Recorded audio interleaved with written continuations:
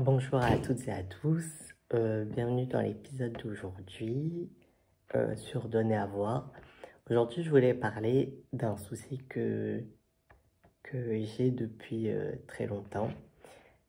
Je suis trop perfectionniste dans mes propres projets personnels et du coup, j'ose très rarement faire des nouveaux projets ou faire de nouvelles choses.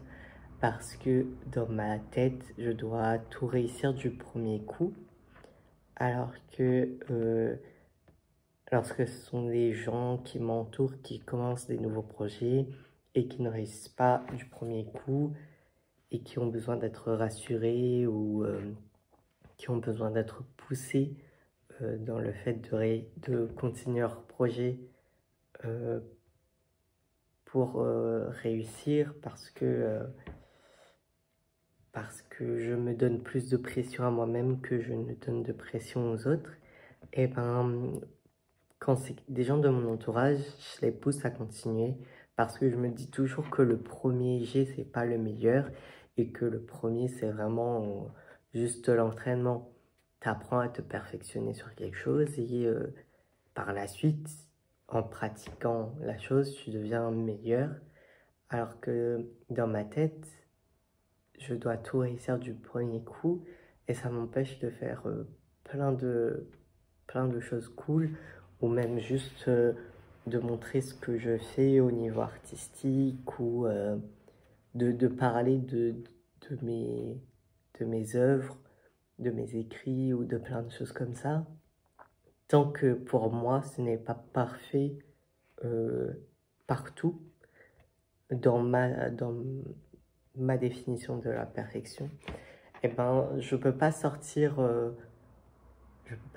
la chose ou montrer la chose aux gens parce que je me dis qu'il y a toujours des choses qui peuvent être retravaillées, alors que ça m'empêche de vivre plein de trucs super bien, du style essayer de faire des expositions, de montrer mes œuvres à tout le monde, euh, de sortir des livres, d'essayer de contacter des maisons d'édition ou plein de choses comme ça. Je m'empêche aussi de commencer des nouveaux projets, par exemple de reprendre l'école et de faire des études que je ne connais pas du tout, parce que j'ai peur de ne pas être bon, j'ai peur d'être toujours moins bon que les autres, ou même de ne pas de pas savoir faire la chose que je voudrais faire de suite. Je pense que c'est parce que je me suis toujours mis la pression euh, dans tous les sens du terme. Euh, je me suis mis une trop grande pression et j'ose pas aller au-delà de cette pression. C'est-à-dire, j'ose pas me lancer dans des choses qui me font vraiment très peur, alors que je sais que ça pourrait super bien m'intéresser, parce que aussi j'ai laissé mon anxiété sociale, mon anxiété généralisée prendre trop de place, et du coup, même il y a des sorties que j'aimerais bien faire, du style aller à l'opéra, aller plus souvent au cinéma, sortir peut-être plus souvent aussi, juste pour sortir. Et comme j'ai un petit peu des restes d'agoraphobie que j'ai eu, et ben je m'enferme dans des cases où je m'enferme chez moi pour pas me surpasser et pour pas essayer de vaincre ces petites peurs. Et du coup, ça fait que ben, mon anxiété a pris le dessus, ma peur de ne pas réussir a pris le dessus, mon perfectionnisme a pris le dessus, et, et je me dis que je devrais peut-être essayer de commencer avec des petites étapes euh, pour pouvoir pallier ça. Beaucoup de gens doivent avoir peur de ne pas réussir aussi, et doivent être super perfectionnistes dans plein de choses, mais ils ne le montrent pas. Et il y a plein de sujets comme ça où on devrait peut-être plus en parler. Ça pourrait détendre un peu plus les gens autour de nous et juste comprendre qu'il y a des peurs qu'on a, que beaucoup de gens ont, et ça pourrait vraiment débloquer quelque chose, qu'on se dise pas qu'on est les seules personnes à avoir ce souci-là, et qu'on puisse comprendre qu'il y a vraiment beaucoup de gens qui l'ont. Mais on a tellement normalisé le fait d'avoir des soucis, pas des gros problèmes là. Le perfectionnisme, oui, dans ma vie personnelle, c'est devenu un souci, mais ça ne déclenche pas de problème pour d'autres gens. Enfin, il n'y a pas de répercussion de mon perfectionnisme sur d'autres gens, en tout cas au niveau du travail. Et du coup, je me dis que s'il n'y a pas de répercussion sur d'autres gens, pourquoi j'aurais à avouer que j'ai un souci comme ça dans ma vie, alors que je pense que si j'en parlais autour de moi, ça pourrait quand même décanter un peu le truc parce que j'aurais mis des mots M-O-T-S sur mes mots M-A-U-X et ça pourrait libérer moi-même mon regard sur moi et me dire que ben il y a des gens que j'admire autour de moi comme des amis ou des membres de ma famille qui ont le même souci que moi et c'est ok de l'avoir, mais c'est pas ok de me laisser bouffer par ça et de m'empêcher de faire enfin, des choses extraordinaires à mon sens du terme. Et c'est pas ok non plus que ça m'empêche de vivre des choses que j'aurais aimé vivre enfant. C'est pas ok non plus de s'enfermer et de s'empêcher de vivre entièrement à cause de ça. Je pense aussi que le fait d'en parler là, sur ma chaîne, même si je sais qu'il n'y a pas beaucoup de gens qui la regardent, mais vous êtes vraiment assidus dans les vidéos et merci beaucoup à vous, en tout cas, de regarder mon contenu.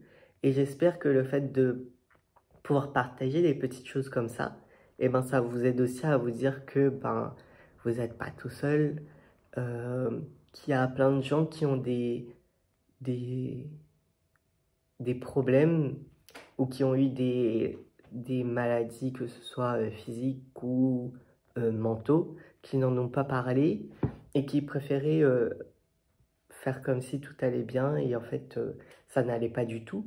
Et parfois on prend des gens comme modèle, on se dit que tout va bien dans leur vie, tout est beau, tout est rose, alors que en société on aime trop montrer que tout va bien et ne pas parler de ce qui ne va pas ou ne pas embêter les autres, ne pas montrer qui on est réellement parce que c'est une société de paraître et que c'est mieux de paraître que d'être.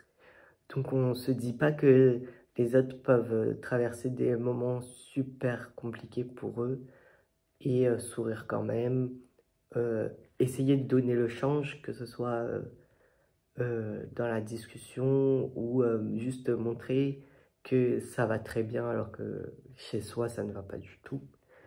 Je pense que c'est cool aussi pour moi-même de montrer que même si je connais pas grand monde et que j'ai pas vraiment beaucoup de connaissances d'amis, on va dire, mais j'ai des très bons amis, merci à eux. Et ben, une personne lambda que vous pourriez voir dans la rue, euh, au final, quand elle est chez elle, elle ne va pas super bien. Et c'est ok de ne pas avoir envie de parler de sa vie à tout le monde parce qu'on pense que tout le monde ne comprendrait pas par où on est passé. Mais c'est aussi ok de montrer aux gens que on a des faiblesses et qu'on est des personnes comme tout le monde et que c'est normal d'avoir des faiblesses, que c'est normal d'avoir des facilités pour certaines choses. Et c'est aussi normal de ne pas réussir du premier coup à faire d'autres choses, parce qu'on a un handicap, par exemple. Moi, dans mon cas, j'ai deux handicaps invisibles, que ce soit le trouble de l'attention avec hyperactivité et l'autisme. Ça a des impacts sur ma vie qu'on pourrait pas voir au premier abord. Et si je dis pas que j'ai des handicaps, eh ben ça se remarque pas beaucoup. Mais dans ma vie de tous les jours, ça a des répercussions, que ce soit pour dialoguer avec des gens, pour avoir un fil de pensée clair et net. Par exemple, là, pour la vidéo, eh ben, je voulais parler que d'un seul sujet. Donc, le fait d'être trop perfectionniste. Mais aussi, je vois que le trouble de l'attention, il joue énormément. Et l'hyperactivité aussi, parce que ça me donne envie de tester plein de projets et de ne pas finir un en particulier parce que je me dis, ben, je suis pas assez bon dans un projet.